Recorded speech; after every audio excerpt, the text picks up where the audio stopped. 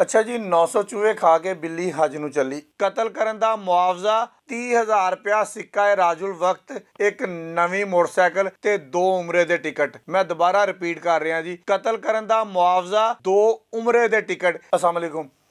ਅੱਛਾ ਜੀ, 900 ਚੂਹੇ ਖਾ ਕੇ ਬਿੱਲੀ ਹਜ ਨੂੰ ਚੱਲੀ। ਇਹ ਮਿਸਾਲ ਤਾਂ ਤੁਸੀਂ ਅਕਸਰ ਸੁਣਦੇ ਹੋਣੇ ਆ, ਲੇਕਿਨ ਜਿਹੜੀ ਗੱਲ, ਜਿਹੜੀ ਕਹਾਣੀ, ਜਿਹੜੀ ਖਬਰ ਤੁਹਾਨੂੰ ਮੈਂ ਅੱਜ ਦੇਣ ਜਾ ਰਿਹਾ ਵਾਂ, ਇਹ ਤੁਸੀਂ ਬਾਰ-ਬਾਰ ਸੁਣਨ ਦੀ ਕੋਸ਼ਿਸ਼ ਕਰੋਗੇ ਅੱਗੇ ਪਿੱਛੇ ਕਰਕੇ ਨਾ, ਕਿ ਕਿਆ ਵਾਕਈ ਇਸ ਤਰ੍ਹਾਂ ਹੋ ਜਾਂਦਾ ਵਾ ਜਾਂ ਬਣੀ ਬਣਾਈ ਗੱਲ ਆ। ਕਿਸੇ ਨੂੰ ਕਤਲ ਕਰਨ ਦੇ ਇਵਜ਼ 2 ਉਮਰੇ ਦੇ ਟਿਕਟ ਲਏ ਜੀ ਇੱਕ ਬੰਦੇ ਨੇ। ਇਹ ਖਬਰ ਆਈ ਜੀ ਸ਼ਹਿਰੇ ਲਾਹੌਰ ਤੋਂ। ਅੱਗੇ ਵੀ ਇੱਕ ਲਾਹੌਰ ਦੀ ਖਬਰ ਸੀ ਜਦੋਂ ਐਹਸਨ ਸ਼ਾਹ ਤੇ ਬਲਾਜ ਟੀਪੂ ਵਾਲਾ ਵਾਕਿਆ ਹੋਇਆ ਸੀਗਾ। ਉਹਨੇ ਪੈਸੇ ਲਏ ਤੇ ਪੈਸੇ ਲੈ ਕੇ ਐਹਸਨ ਸ਼ਾਹ ਹੋਰੀ ਉਮਰਾ ਕਰਨ ਚਲੇ ਗਏ। ਉੱਥੇ ਬਹਿ ਕੇ ਤੇ ਆਪਣੇ ਯਾਰ ਨੂੰ ਜਿਹੜਾ ਸੀ ਨਾ ਉਹ ਕਤਲ ਕਰਵਾਤਾ। ਇਸੇ ਤਰ੍ਹਾਂ ਹੀ ਜਨਾਬ ਇੱਕ ਸ਼ੂਟਰ ਹਾਇਰ ਕੀਤਾ ਗਿਆ।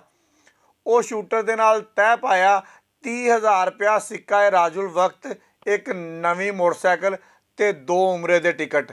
ਮੈਂ ਦੁਬਾਰਾ ਰਿਪੀਟ ਕਰ ਰਿਹਾ ਜੀ, ਕਤਲ ਕਰਨ ਦਾ ਮੁਆਵਜ਼ਾ 2 ਉਮਰੇ ਦੇ ਟਿਕਟ। ਯਾਨੀ ਕਿ ਪਹਿਲੇ ਅਸੀਂ 900 ਚੂਹਾ ਖਾਵਾਂਗੇ, ਬਾਅਦ 'ਚ ਅਸੀਂ ਉਮਰੇ 'ਤੇ ਚਲੇ ਜਾਵਾਂਗੇ। ਇਹ ਹਿਸਾਬ ਕੀਤਾ ਜਨਾਬੇ ਅਲੀ ਇਹਨਾਂ ਨੇ। ਲਾਹੌਰ ਦਾ ਇਲਾਕਾ ਜੀ ਸਬਜ਼ਾਜ਼ਾਰ, ਜਿੱਥੇ ਵਾਕਿਆ ਪੇਸ਼ ਆਇਆ ਜੀ 1 ਜਨਵਰੀ 2025 ਨੂੰ। ਅੱਜ ਮੈਂ 7 ਕੁ ਦਿਨ ਲੇਟ ਇਸ ਤੋਂ ਆ ਕਿ ਮੁਲਜ਼ਮ ਕੱਲ੍ਹ ਰਾਤੀ ਫੜਿਆ ਗਿਆ। ਜਦੋਂ ਮੁਲਜ਼ਮ ਫੜਿਆ ਗਿਆ ਉਹਨੇ ਇਨਕਸ਼ਾਫ ਕੀਤਾ ਕਿ ਜਨਾਬ ਮੇਰੀ ਇਹਨਾਂ ਨਾਲ ਡੀਲ ਹੋਈ ਸੀਗੀ 30,000 ਰੁਪਇਆ, ਇੱਕ ਮੋਟਰਸਾਈਕਲ ਤੇ 2 ਉਮਰੇ ਦੇ ਟਿਕਟ। ਮੈਂ ਜਨਾਬੇ ਅਲੀ ਬੰਦਾ ਮਾਰ ਕੇ ਤੇ ਉਮਰੇ 'ਤੇ ਚੱਲਾ ਸੀਗਾ।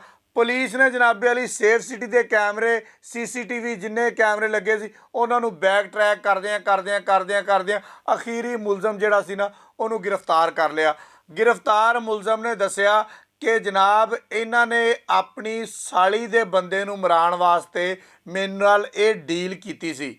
ਜਾਇਦਾਦ ਦਾ ਉਹਨਾਂ ਦੇ ਆਪਸ ਦੇ ਵਿੱਚ ਤਨਾਜ਼ਾ ਚੱਲਦਾ ਪਿਆ ਸੀ, ਜਿਹਦੀ ਵਜ੍ਹਾ ਤੋਂ ਮੇਰੇ ਕੋਲ ਇਹ ਕਤਲ ਕਰਵਾ ਦਿੱਤਾ ਗਿਆ।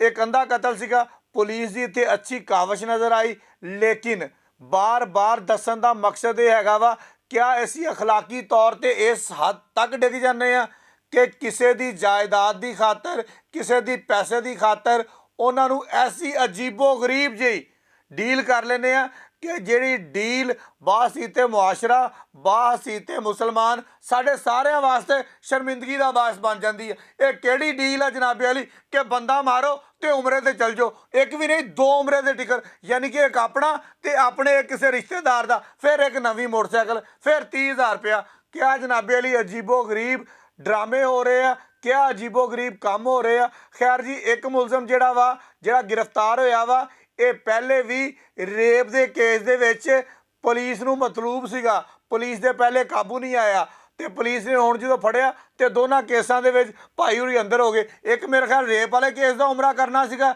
ਇੱਕ ਕਤਲ ਵਾਲੇ ਕੇਸ ਦਾ ਉਮਰਾ ਕਰਨਾ ਸੀ ਇਸ ਭਾਈ ਨੇ ਨਾ, ਜਿਹਦੀ ਵਜ੍ਹਾ ਤੋਂ ਇਸ ਹੱਦ ਤੱਕ ਗਿਆ ਹੋਇਆ ਸੀਗਾ। ਖੈਰ ਜੀ, ਅਸੀਂ ਤੁਹਾਨੂੰ ਸਿਰਫ ਖਬਰ ਦੱਸਣੀ ਸੀ, ਅੱਗੇ ਹਕਾਇਕ ਜਿਹੜੇ ਆ ਉਹ ਤੁਸੀਂ ਆਪ ਦੇਖ ਲੈਣੇ ਆ। ਬਹੁਤ ਸ਼ੁਕਰੀਆ।